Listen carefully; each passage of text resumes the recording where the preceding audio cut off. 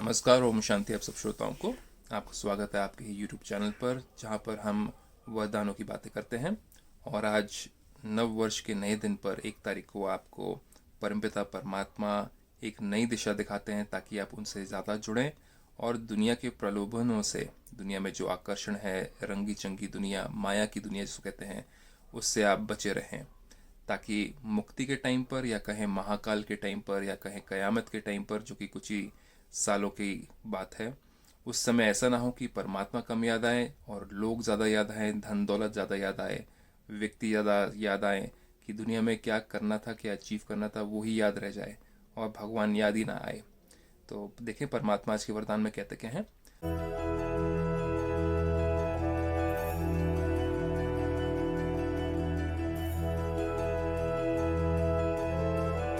बाबा कहते हैं, एक बाप में सारे संसार की अनुभूति करते हुए, एक बाप में सारे संसार की अनुभूति करते हुए, आज इंसान को अगर संसार की अनुभूति करनी होती है या खुशी महसूस करनी होती तो क्या करता है?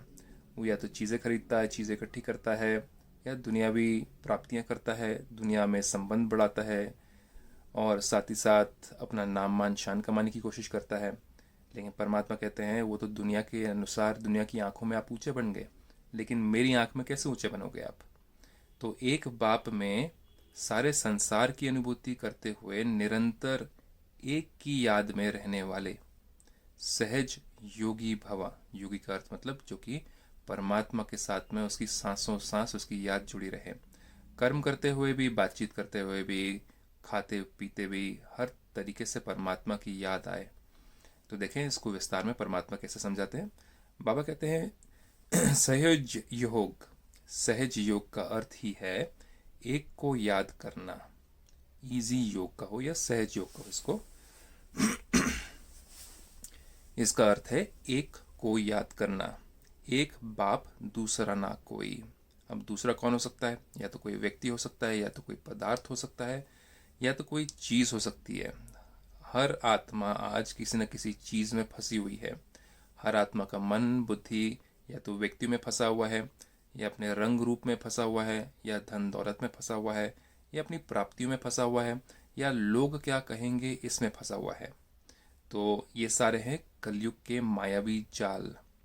लेकिन जो एक बाप की याद में रहते हैं, उनको इन चीज़ों से कुछ मतलब नहीं होता है।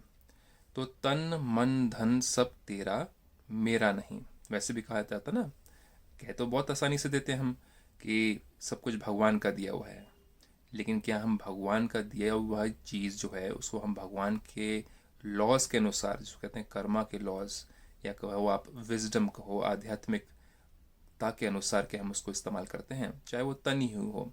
हम कहते हैं भगवान ने तन दिया है, लेकिन इस तन में हम सारी गंदी गंदी चीज़ें, गंदे खाने डाल देते हैं इसके अंदर।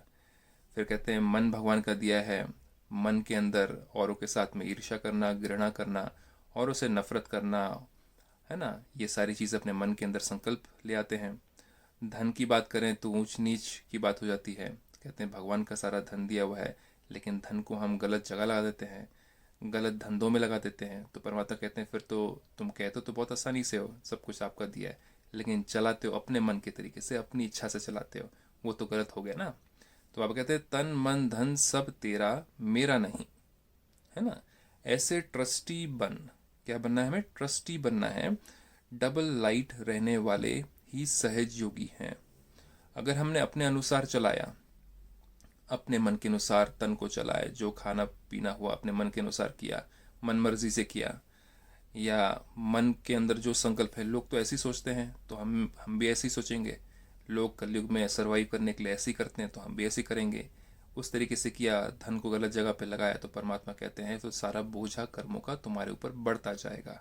विकर्म बढ़ते जाएंगे, भारीपन बढ़ता जाएगा, अशांति बढ़ती जाएगी, मन की स्थिरता बढ़ती जाएगी, और अस्थिर होता जाएगा मन।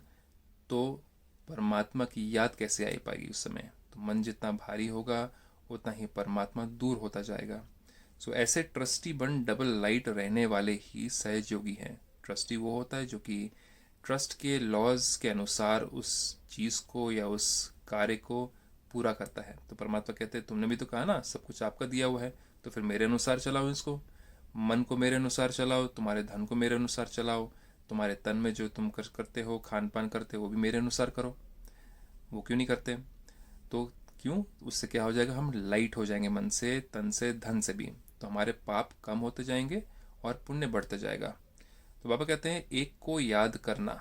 एक कौन? परमपिता परमात्मा। एक में सब कुछ अनुभव करना, है ना। तुम्ही से खाऊं, तुम्ही से बोलूं, तुम्ही संग सोऊं, तुम्ही अनुसार जीवन व्यतीत करूं। तो उसको कहते हैं एक के अनुसार सब कुछ जीवन अनुभव करना। बाप ही संसार है, मतलब कि परमपिता परमात्मा ही संसार है। कोई व्यक्ति जब किसी से प्यार करता है तो उस व्यक्ति की सारी बातों को मानता है ना। उसकी सारी बातें मीठी लगती हैं।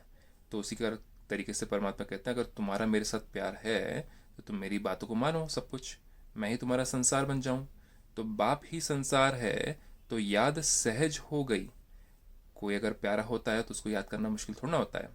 तो आप खुद ही सोचिए, अपने आप से पूछिए, अगर भगवान आपको पूरे दिन में कम याद आता है तो आपका प्यार किससे ज़्यादा? अपने तन मन धन से ज़्यादा प्यार है, साथियों से संबंधियों से ज़्यादा प्यार है, दुनिया से ज़्यादा प्यार है, कि परमात्मा से ज़्यादा प्यार है? ये हमें अपने आप से चेक करना है, क्योंकि यही डिसाइड करेगा लास्ट में मुक्ति सहज होगी कि कठिनाई से मुक्ति मिलेगी, शरीर से दुखों से मिलेगी, कि सुखी सुखी शरीर छोड़ेंगे।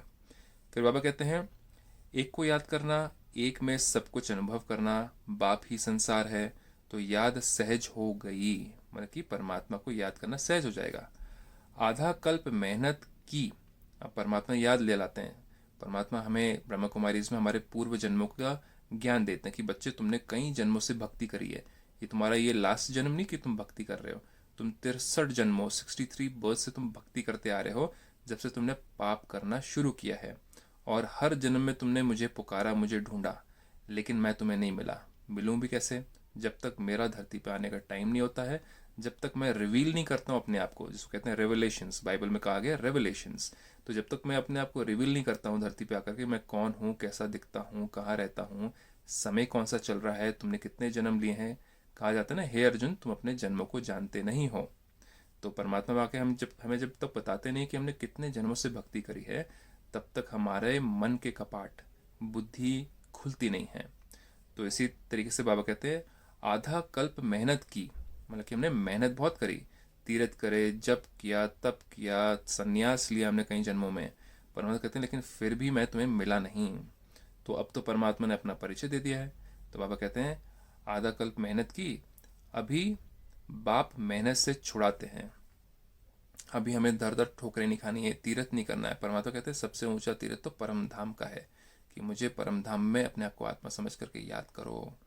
लेकिन यदि फिर भी मेहनत करनी पड़ती है, लेकिन फिर भी क्या होता है, अगर मेहनत करनी पड़ती है परमात्मा को याद करने की, तो उसका कारण है अपनी कमजोरी। इसका मतलब अभी भी हमारा मन दृढ़ता से भरा नहीं है, अभी भी हमने परमात्मा को पहचाना नहीं है, अभी भी हमने दुनिया को, दुनिया वालों को, धन दौलत को, दुनिया क्या कहती है, उन चीज़ों को ही अपने मन बुद्धि में ज़्यादा वेटेज दिया है, उसको ज़्यादा महत्व दिया हुआ है। इस कारण से परमात्मा याद आना मुश्किल हो जाता है। तो परमात्मा चाहते हैं कि आप इस चीज़ को सहज करो। इसको और समझना चाहते हैं अगर आप, तो उसके लिए आपको गॉडली स्पिरिचुअल यूनिवर्सिटी का है या ब्रह्मा कुमारीज ईश्वरीय विश्वविद्यालय में जाकर के 7 डेज का आप कोर्स कर सकते हैं निःशुल्क, और समझ सकते हैं अपनी इच्छानुसार। इसके साथ में शुभ रात्रि, आपका ओम शांति।